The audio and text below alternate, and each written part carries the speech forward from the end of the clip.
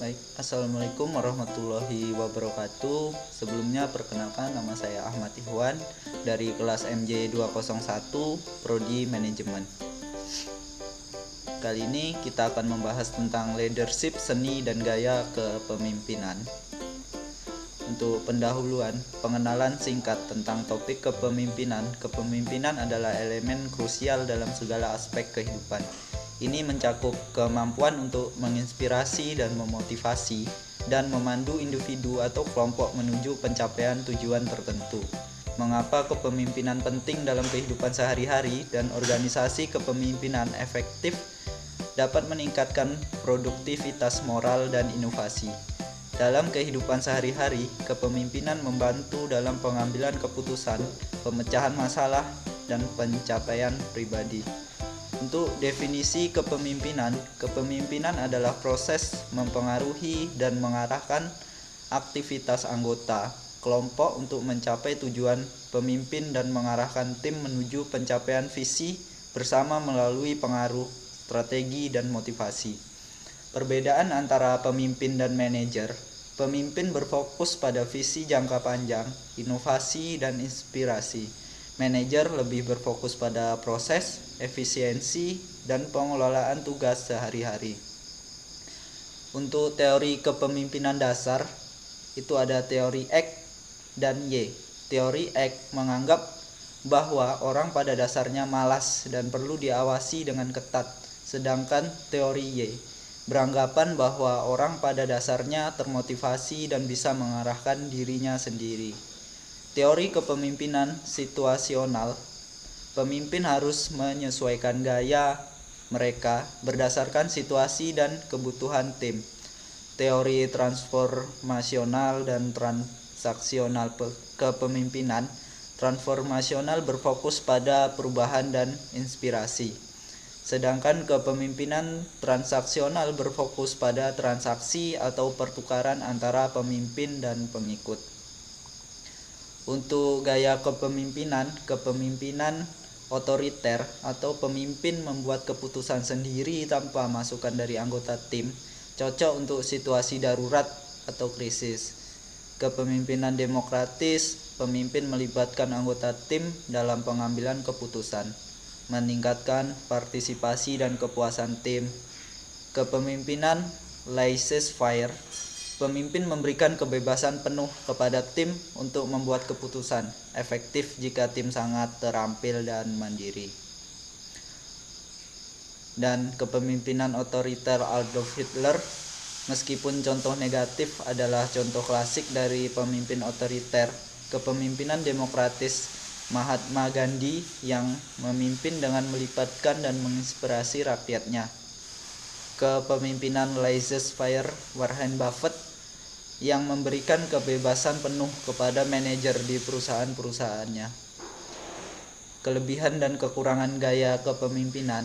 Untuk kepemimpinan otoriter, kelebihannya yaitu keputusan cepat, kontrol penuh.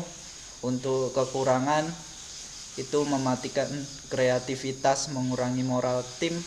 Kepemimpinan demokratis dan kelebihan meningkatkan partisipasi, kepuasan tinggi. Untuk kekurangan, proses pengambilan keputusan lambat. Kepemimpinan laissez-faire, kelebihan meningkatkan inovasi, mandiri, dan kekurangannya bisa terjadi kekacauan tanpa arahan. Untuk seni dalam kepemimpinan, konsep seni dalam kepemimpinan. Seni dalam kepemimpinan melibatkan kreativitas, inovasi, dan kemampuan untuk berpikir di luar kotak dalam memecahkan masalah dan menginspirasi tim. Bagaimana seni dan kreativitas dapat diterapkan dalam memimpin? Pemimpin yang menggunakan seni mampu menciptakan visi yang kuat, memotivasi tim dengan cara yang unik, dan menghadirkan solusi inovatif terhadap tantangan. Untuk contoh penggunaan seni dalam kepemimpinan, Steve Jobs dengan Apple Jobs menggunakan seni dan desain untuk menciptakan produk yang tidak hanya fungsional tetapi juga estetis. Pendekatannya yang inovatif dalam desain produk membantu Apple menjadi salah satu perusahaan teknologi terkemuka di dunia. Untuk aspek etis dalam kepemimpinan, itu pentingnya etika dalam kepemimpinan. Etika membantu pemimpin membuat keputusan yang adil dan bermoral, menjadi kepercayaan tim dan masyarakat.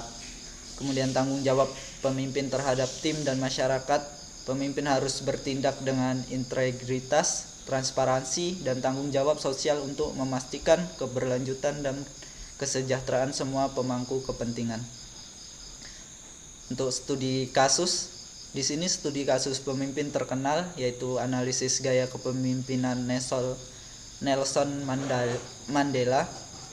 Analisis gaya kepemimpinan dan dampaknya Mandela menggunakan gaya kepemimpinan transformasional yang menginspirasi perusahaan sosial dan politik besar di Afrika Selatan melalui rekonsiliasi dan pemberdayaannya. Untuk pelajaran dari studi kasus ini, pelajaran yang dapat diambil dari studi kasus pentingnya visi, ketekunan, dan empati dalam kepemimpinan. Kemampuan untuk menginspirasi dan memotivasi melalui contoh pribadi, bagaimana menerapkan pelajaran tersebut dalam kehidupan sehari-hari menggunakan prinsip-prinsip etika dan kepemimpinan transformasional dalam interaksi sehari-hari, baik dalam kehidupan pribadi maupun profesional. Untuk kesimpulannya, untuk ringkasan poin-poin utama yang telah kita bahas tadi, peran dan pentingnya kepemimpinan, berbagai teori dan gaya kepemimpinan, serta pentingnya seni dan etika dalam kepemimpinan. Pesan akhir tentang pentingnya seni dan gaya kepemimpinan. Seni dalam kepemimpinan membantu menciptakan inovasi dan visi, sementara etika memastikan berkelanjutan dan kepercayaan. Untuk referensi, itu ada di buku Mandela N 1995. Untuk surat pernyataan orisinilitas karya itu sudah saya buat. Demikian, terima kasih. Assalamualaikum warahmatullahi wabarakatuh.